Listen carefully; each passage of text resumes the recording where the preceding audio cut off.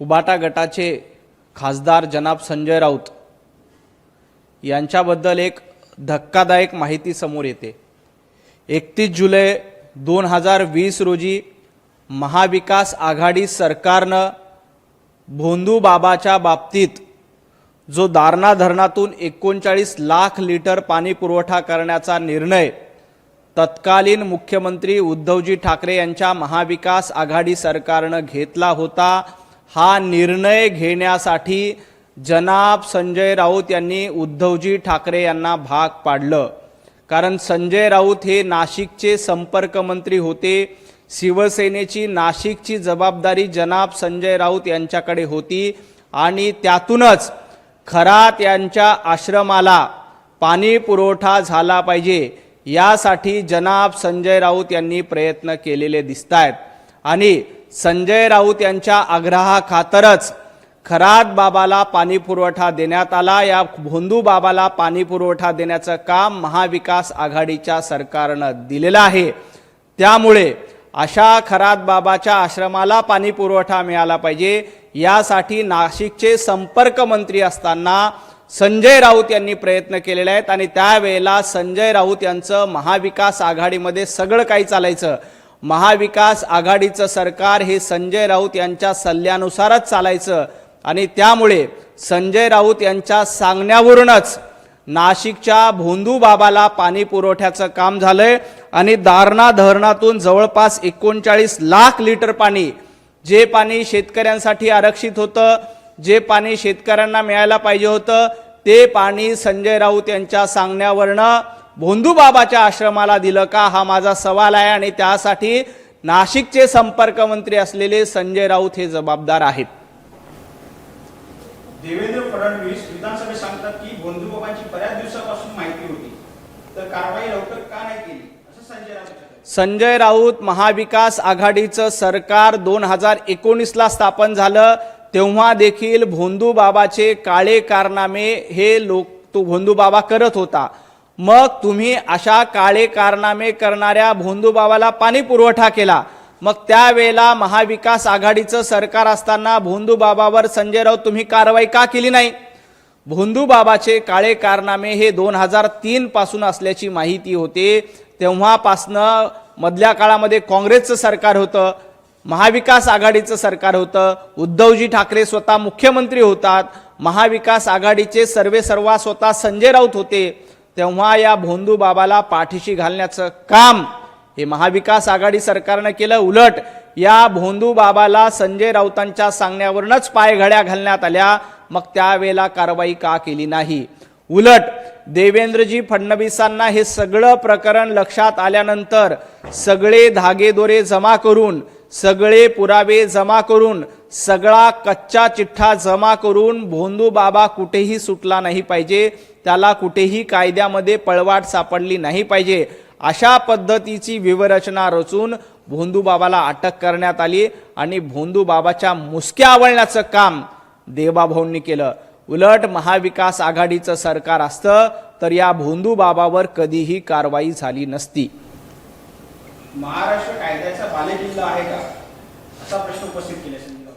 महाराष्ट्र हा कायद्याचा बालेकिल्ला आहे। महाराष्ट्रामध्ये कायदा आणि सुव्यवस्था देवाभाऊंच्या नेतृत्वात अतिशय सक्षम चालू आहे। कायद्याचा बालेकिल्ला महाराष्ट्र कधी नव्हता जेव्हा महाविकास आघाडीचं सरकार होतं। महाविकास आघाडीचं सरकार असताना 100 कोटी रुपये वसुली करणं हा कायद्याचा बालेकिल्ला होता का? एक कार्टून फॉरवर्ड केलं म्हणून नौदल अधिकाऱ्याला मारणं हे कायद्याचा बालेकिल्ला होता का? वाझे काय लादेन आहे का म्हणणं हा कायद्याचा बालेकिल्ला होता का? कोविडच्या काळामध्ये पत्रकारांना घरात अटक करणं हे कायद्याचा बालेकिल्ला होता का? कोविडमध्ये कोट्यावधी रुपयाचा घोटाळा करणं हा कायद्याचा बालेकिल्ला होता का? ज्या पद्धतीनं हे सगळे प्रकरणं महाविकास आघाडीच्या काळामध्ये झाले तेव्हा या कायद्याची वाट लावण्याचं आणि कायद्याच्या राज्याचं वाटोळं करण्याचं काम हे महाविकास आघाडी सरकारने केलं होतं, उबाटा गटाने केलं होतं आणि त्याचे सर्वेसर्वा जनाब संजय राऊत हे होते। कॅप्टन खरात भाजपचा प्रचारक होता असा आरोप संजय राऊत यांनी केला।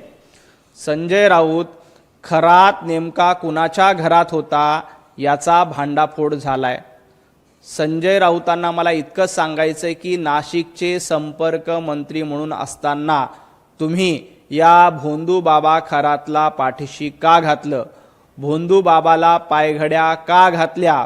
संजय राऊत जर का असं म्हणत असतील की हा भारतीय जनता पार्टीचा प्रचारक होता, तर मला संजय राऊतांना इतकंच विचारायचंय, उद्या संजय राऊत असंही दावा करतील की उभाटा गट संपवण्यासाठी संजय राऊत नावाचा हस्तक भारतीय जनता पार्टीनंच पाठवला।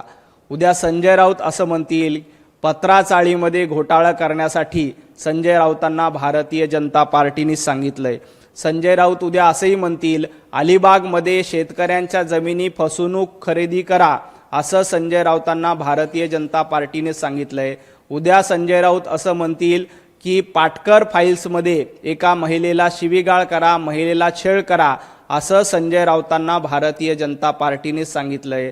संजय राऊत पत्राचाळमध्ये घोटाळा भारतीय जनता पार्टीच्या सांगण्यावरून केलाय का? पाटकर फाईल्समध्ये महिलेला त्रास तुम्ही भारतीय जनता पार्टीच्या सांगण्यावरून केलाय का? संजय राऊत स्वतः शिवसेना संपवण्याची, उभाटा गट संपवण्याची तुम्ही सुपारी घेतली, ती भारतीय जनता पार्टीच्या सांगण्यावरून केली का? याचं उत्तर एकदा महाराष्ट्राला द्या। बुवाबाबांची संघटना बांधायची आणि त्यांचा प्रचार करायचा हे भाजपाचे धोरण आहे। बुवा बाबाची संघटना बांधण्याचं काही कारण नाही। जे कोणी भोंदू बाबा असतील त्यांच्यावर कारवाई करण्याची हिंमत भारतीय जनता पार्टीने केली। आमचा आध्यात्मिक नेत्यांबद्दल, आध्यात्मिक संतांबद्दल आम्हाला आदर आहे, जे हिंदू धर्माचा प्रचार प्रसार करतात। आम्ही आध्यात्मिक संतांची नक्कीच आघाडी करतो, त्यांच्यासोबत उठतो बसतो, कारण ते धर्माचा प्रचार करतात, हिंदू धर्माचा प्रचार करतात। संजय राऊतांना हिंदू धर्माबद्दल आदर नाही, त्यांना मुल्ला मौलवीची संघटना बांधण्यामध्ये इंटरेस्ट आहे। आम्हाला साधू संतांची संघटना बांधण्यामध्ये इंटरेस्ट आहे। राष्ट्रीय स्वयंसेवक संघावर टीका करण्याचा संजय राऊतांना अधिकार नाही। भारतीय जनता पार्टी साधू संत महंत यांना मानते, हिंदू धर्मातील देवदेवतांना मानते, हिंदू धर्मातील साधू संत सज्जन यांना मानते, त्यांचे आशीर्वाद घेते, परंतु त्याच वेळी भले तेरे देऊ काचेची लंगोटी नाथाळाच्या माथी हानुकाठी हे तुकाराम महाराजांचं ब्रीदवाक्य घेऊन देखील काम करते। आणि अशा भोंदू बाबासारख्या खरातवर कारवाई करण्याची हिंमत देखील भारतीय जनता पार्टी करते। परंतु संजय राऊत यांना साधू संतांबद्दल आदर नाही, तर मुल्ला आणि मौलवींबद्दल आदर आहे, कारण यांचं प्रेम पाकिस्तानबद्दल जास्त आहे। यांना अफजल खानाचे वंशज, औरंगजेबाचे वंशज जास्त प्रिय आहेत। पीडित महिलांचे फोटो पोलिसांकडून बाहेर कसे आले याची लाच वाटली पाहिजे, असं संजय राऊत म्हणाले।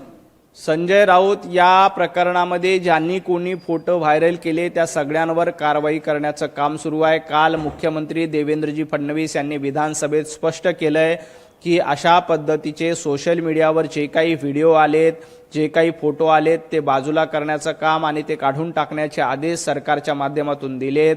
जे सोशल मीडियावर फोटो व्हायरल होत आहेत ते पूर्णपणे हटवण्याचे आदेश देखील सरकारच्या वतीने दिलेले आहेत। अजित पवार यांच्या मृत्यू प्रकरणी एफआयआर दाखल का नाही केल्या? संजय राऊत, तुम्हाला कायद्याची थोडी देखील माहिती नाही। अजितदादांच्या मृत्यू प्रकरणामध्ये एडीआर दाखल झालेली आहे। एखाद्या अपघात प्रकरणामध्ये एफआयआर दाखल होत नाही तर एडीआर दाखल होते आणि त्या एडीआर अंतर्गत चौकशी केली जाते। या प्रकरणामध्ये एडीआर ऑलरेडी दाखल झालेला आहे, एसआयटीची स्थापना देखील करण्यात आलेली आहे, सीआयडीच्या मार्फत चौकशी सुरू आहे आणि या प्रकरणात जे काही सत्य आहे ते निश्चितपणे बाहेर आल्याशिवाय राहणार नाही। ऑल पार्टी मीटिंगला आम्ही उपस्थित राहणार असं संजय राऊत म्हणाले।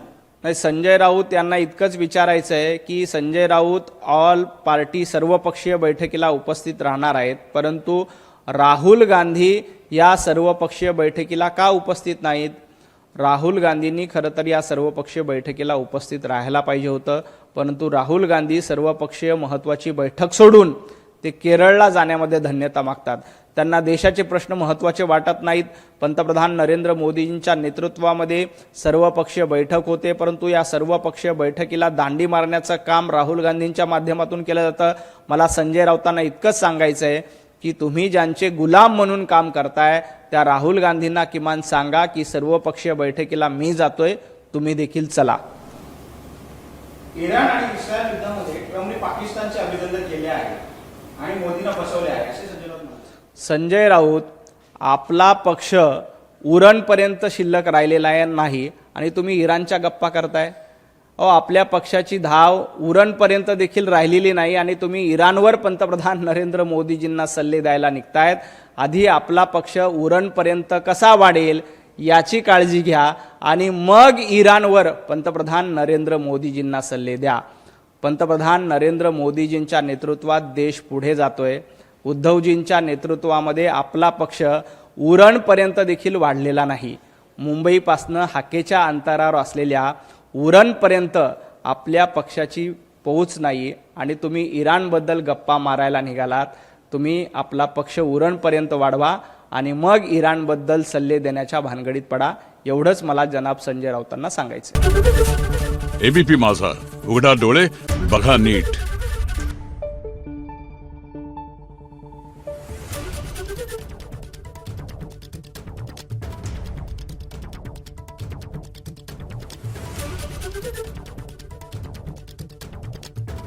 Thank you.